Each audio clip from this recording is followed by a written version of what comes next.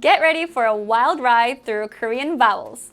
We've got a fun way to learn them using associations that link pictures and sounds to what you already know.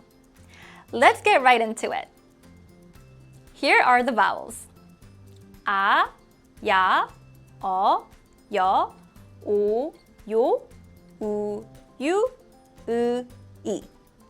Now let's use associations. A sounds like the A in father. Ya sounds like the ya in yacht. O sounds like the in umbrella.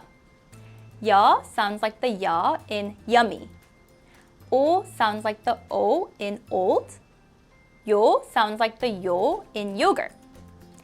U sounds like the u in new. U sounds like the u in unicorn. U sounds like the u in brook. E sounds like the E in tree. Head to the comments below and share your favorite vowel association with us.